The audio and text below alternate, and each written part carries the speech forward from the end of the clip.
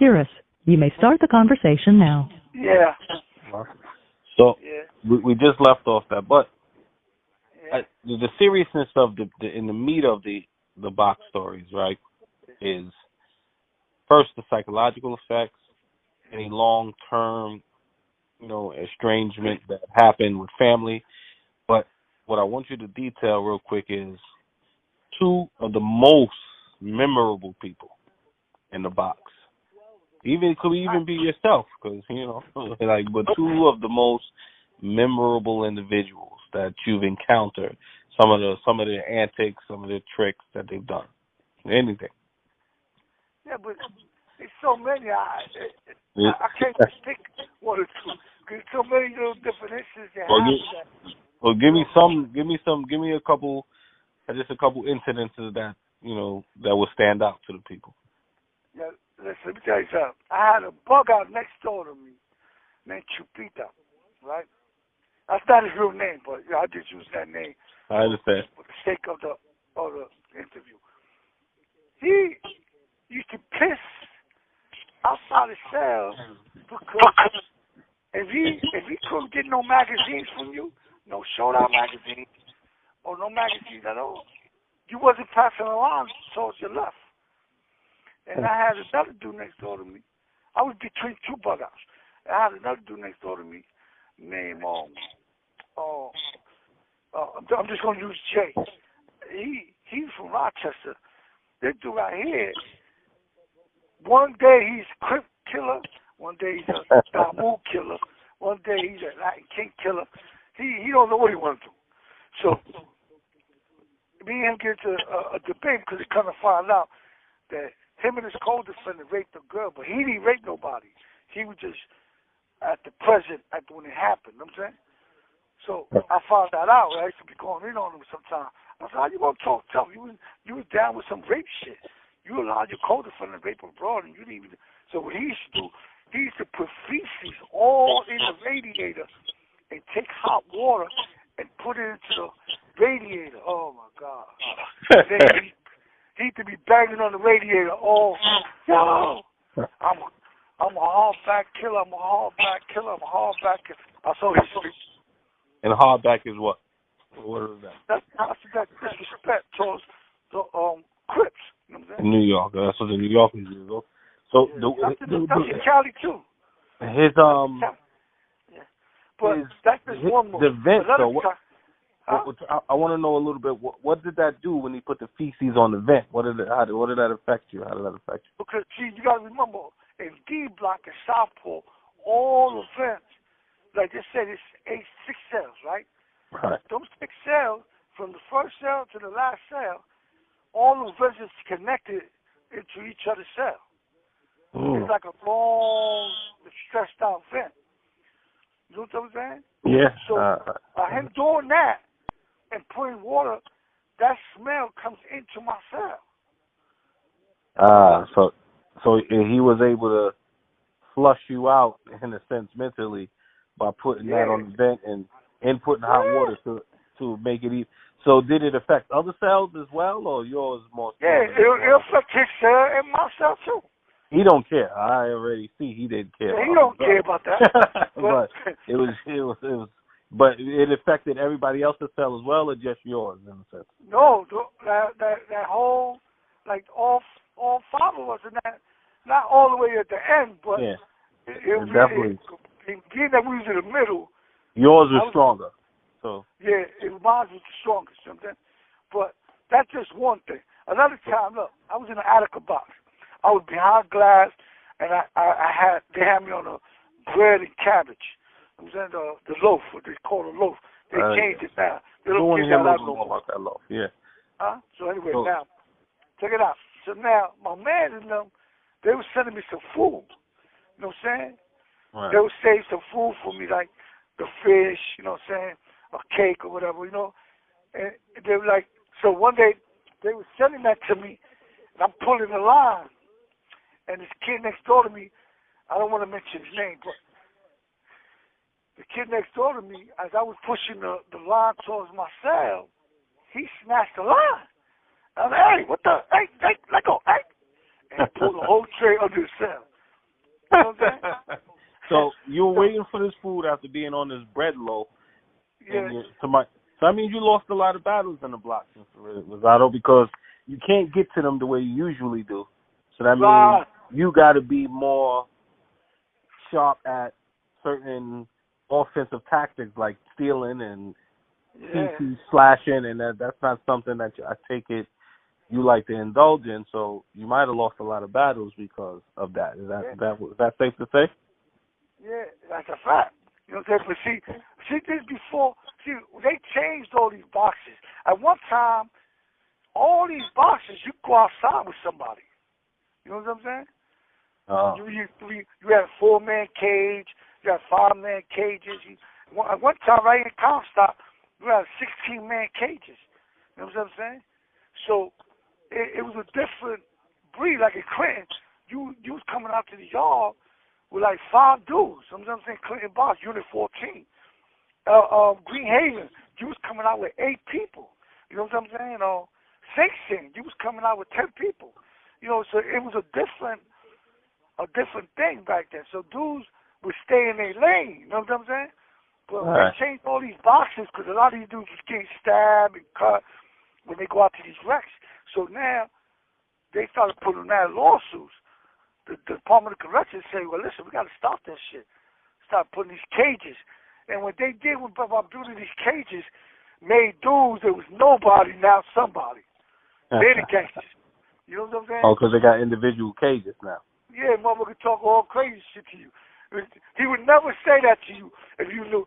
When they had no cages, let me just give you a good example. When they had no cages, when they had this 5-man cage, 6-man like that, it was always, yo, excuse me, brother, can you pass me that? Yo, bro, palm me.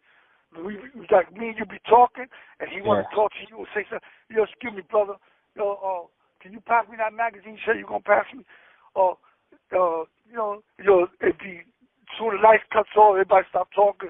You know, it was more respectable because they knew you had to go to that yard. You know what I'm saying? Yeah. So now, when they changed everything over and start making cages, now, dude, man, fuck you. Give a fuck about your name. I don't care. You know? So it started to get a little bit more reckless. Yeah, you got dudes, I mean, it's a bunch of dudes in the state of New York that could tell you this. You got a bunch of dudes that nowhere else they would do the things they doing, put in these boxes. And some of them dudes are going home from the box.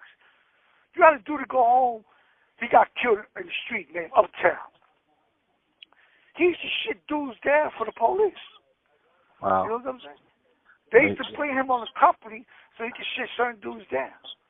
Police played tactics. So, while you were in these boxes over these years, did you witness or hear any suicides or any? I know you witnessed. I know you seen attempts. Did you see any successful ones? Check it out. Listen, I was there when Carlos Diaz killed himself in Southport. Who's that? Carlos Diaz was a tall Dominican dude. He was a professional flasher. He had a trench coat mafia dude, and he was a shit slinger, professional. You know. he killed himself in the box. Yeah, he hung up himself when he got his decision back from his appeal. You know. And they said no good. You know what I'm saying? Well, how did the mood change after your first time seeing somebody commit suicide in the box? How did your mood? I mean, I already experienced so much by that time. Like I said, I was around with 4 dudes committed suicide around me. You know what I'm saying? Either on the same gallery or around the corner from that gallery, or I knew the person personally and they did it. You know what I'm saying? And it really didn't affect me like that because I know that a lot of people ain't built for this type of shit. You know what I'm saying? I understand that everybody ain't strong-minded. You know, like even me, that box, all that time I did in the box, that affected me too. I just didn't realize how much. You know what I'm saying? Well, have you ever caught yourself, well, it may or may not be, but have you ever caught yourself talking to yourself in the box? Have you ever had a conversation with yourself? No, I didn't have a conversation, but I did say certain things, you know, But not only that, like, you know, like when you talking through a steel door or through a gate, and you gotta speak loud, you still got that because you think you. People say, "Yo, hold up, Blue, why you talking so loud right here next to you?" So I gotta catch myself. But it's not only that. Like sometimes even I hear Dude say like he might be 5 steps away, and he might say something with blue in it, right? I jump to the gate, put the ear up there. You know. Or you become more attentive by doing so much like, long term. So tell me, what kind of treatment comes down there? Like, let's say if you are sick, if you do have, what kind of treatment comes to the box? If you do have any mental illness, or if you do have some medical ailments that you need attended to, how quick are these services coming down there to help you out, if so? It all depends. See, if they already got you registered for that type of stuff, right? They're going to come a little quicker than a person that's not really registered to that. You know what I'm saying? Right, exactly. You know, like, if they already know that you got a tendency, like, I was with this dude, right? Anytime he called for, I want to see the site right now, they're going to take him immediately. Because he'll cut up, he'll put things in his wee-wee, he swallow nail clippers, he'll swallow screws, he swallow all types of crazy shit, you know what I'm saying? So They knew this about him already. So anytime that he asks to be seen by mental health, they come and get him. You know what I'm saying? Immediately. But I know other people that they had mental issue, but they wasn't like registered as mental health. You know what I'm saying? Like they wasn't part of that mental health program. So they'll come, the sergeant come, what's the problem, you know, and see what's going on. Then they might call somebody. You know what I'm saying? But dudes that was already registered, that they know it's like that, yeah, they definitely come kind of quick. Not all the time, but for them dudes, they come kind of quick.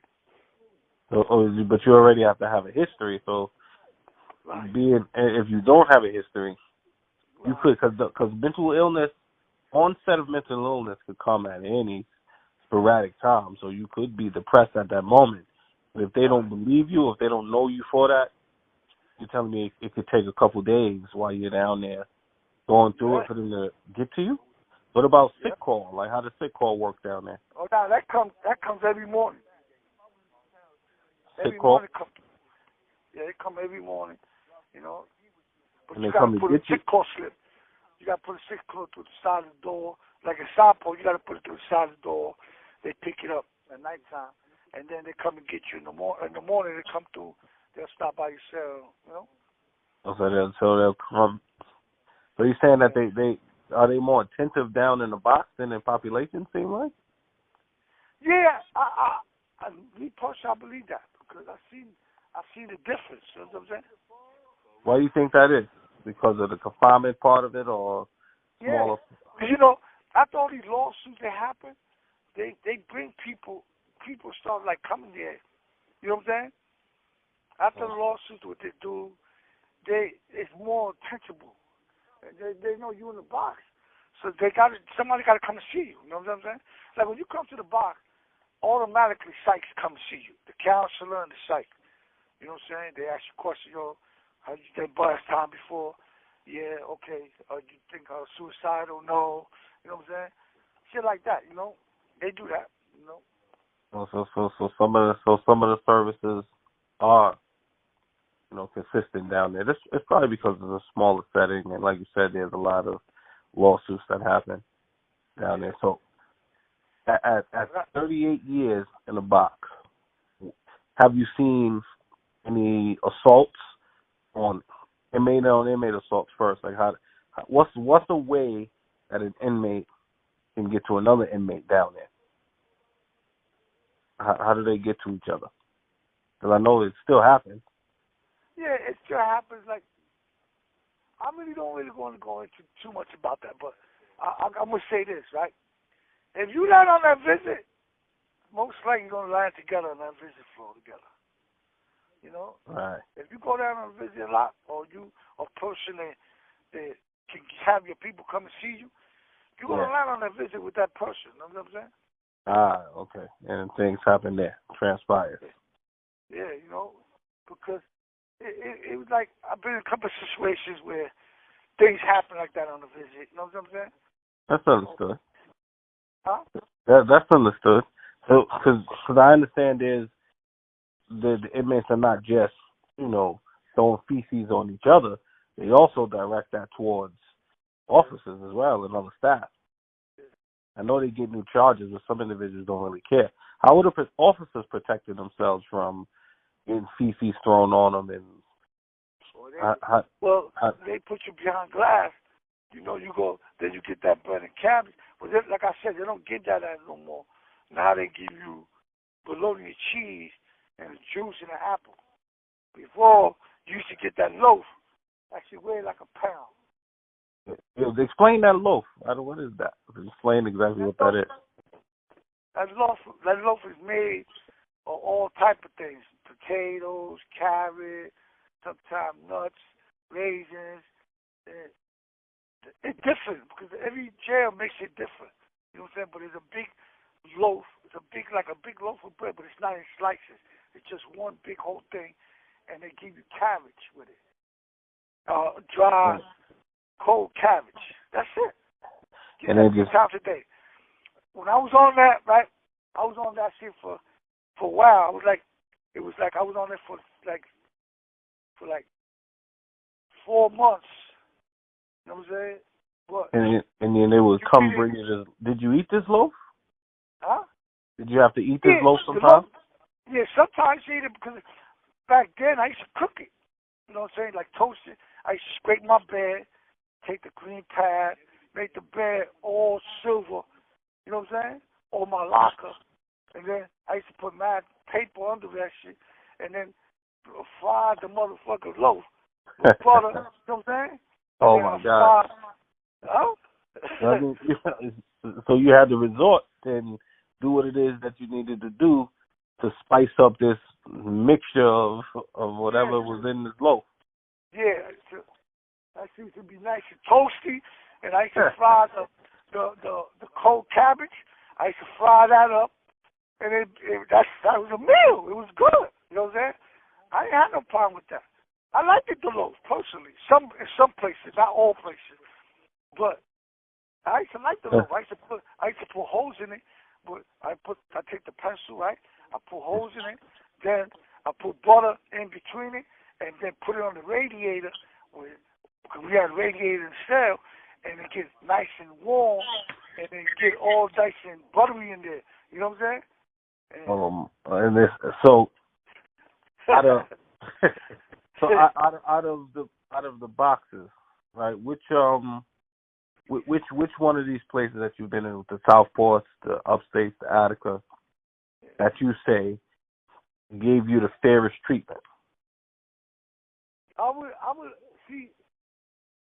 I never had. See, my philosophy is this, right? I go to the box. I'm not trying to get more time. You know what I'm saying? I go to the box, do my time, and get the hell out. You know what I'm saying? I'm not going there to try to cause more problems for myself. You know what I'm saying? But if boxes that I've been like Sullivan, Easton, Greenhaven, I never had no issues in other spots like that. You know what I'm saying? Very rare I had an issue. And it wasn't like with me. It might have been a car wreck. They might have had an issue and the police jumped on them. And then we had to get involved. You know what I'm saying? But other than that, I really never go out my way. I've been a firm believer like this. If you give me respect, I'm going to give you respect back. I don't care what you claim, whatever. You know what I'm saying? So if the police say good morning to me, I'm going to say good morning back. That don't take nothing from me.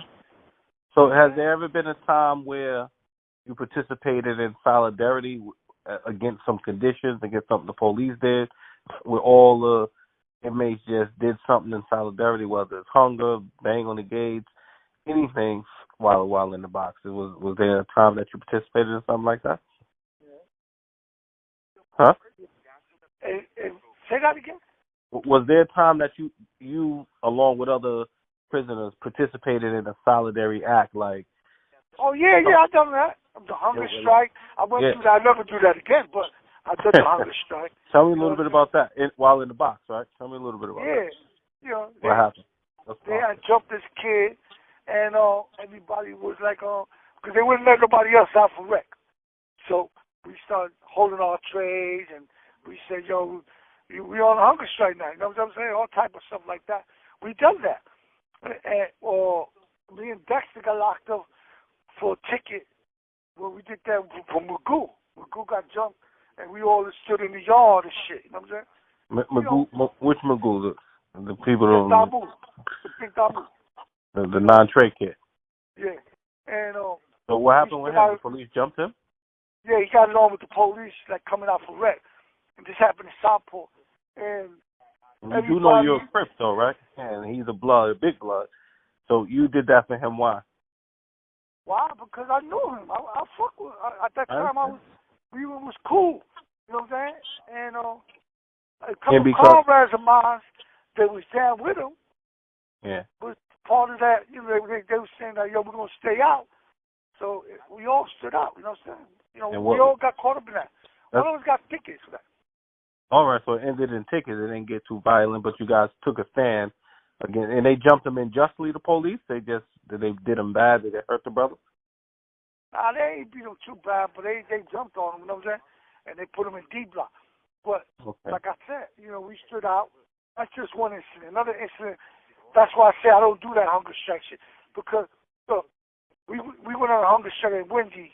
This is like a 9-2. We went on a hunger strike in Wendy, and all that shit started because the police didn't feed one dude. You know what I'm saying? And then we all was like, yo, why you ain't feeding him? Then we got to a big thing. And everybody, yo, fuck that. We on, you know, and then kind of find out what he did, which it was he flashed on the school nurse. Oh, you know what I'm saying? I mean, the school lady. So that's why they did what they did. You know what I'm saying? He retaliated. But nobody knew that. Nobody knew that he did that. So that's why we took the stand that we took. You know what I'm saying? And then kind of find that out. You know, like that was like I don't know. That's just the bad taste in my mouth. You know what I'm saying? Because I can understand. Because you got to know the cause you're fighting for first before you do that. Yeah. Right? Yeah, and the details of it. Listen, I got beat up in Clinton because I came out myself, got busy over a kid I never even talked to, never seen him. You know, I never seen him face to face, and I never even spoke to him. But dudes took a stand that this is what they were going to do, and it happened to be my cell was the next cell to open. So I have to do what I have to do. You know what I'm saying? Right. And the cause of it, I came out, got busy, okay. But I never met the dude. I never seen him before in my life. So, you know what I'm saying? And that's understood, man. So, you know, but that's part of the struggle. That's part of being what we is. You know what I'm saying? And stand up, dude. You gonna stand up. You know what I'm saying? And then the 9 years straight. That's the longest you did thus far. Straight 9 years in the box, right? Yeah. Yep, 9 years. How did what type of effect did that have on your relationship? Because they didn't have phones back then. What type of effect did that have on the relationship with your family? Hold on, whole 9 year stress. No, listen. They just closed the yard. Okay. I gotta go. I'll call you tomorrow and tell you the rest of that tomorrow. I got you. All right, bro. All right, man, I love and respect, man. One Stay love, up. Be safe.